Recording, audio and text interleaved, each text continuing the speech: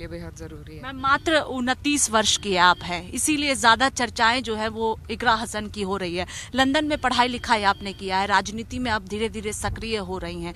किस तरह से ये सफ़र रहा है आपका?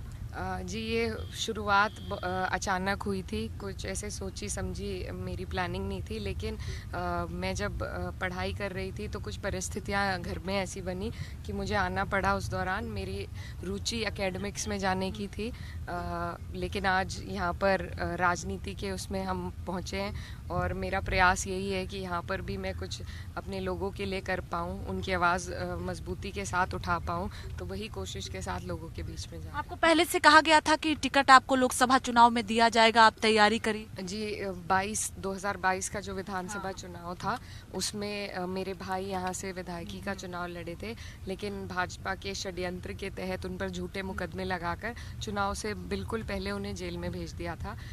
भाजपा चाहती थी कि उन्हें अलग करके वो सीट जीत जाएगी, लेकिन उस दौरान मेरी यहाँ पर आना हुआ।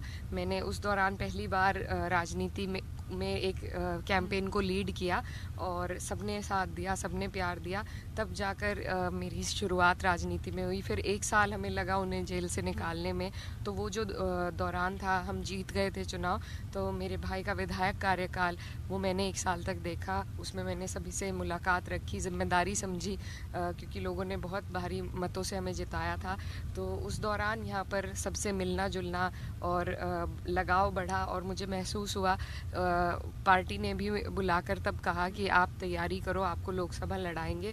तो 2 साल से मैं लगातार तैयारी में थी और पार्टी ने बहुत कम उम्र में बहुत बड़ी जिम्मेदारी मुझे दी है, तो मैं बस उनकी इस उम्मीद पे खरा उतरना चाहती हूँ और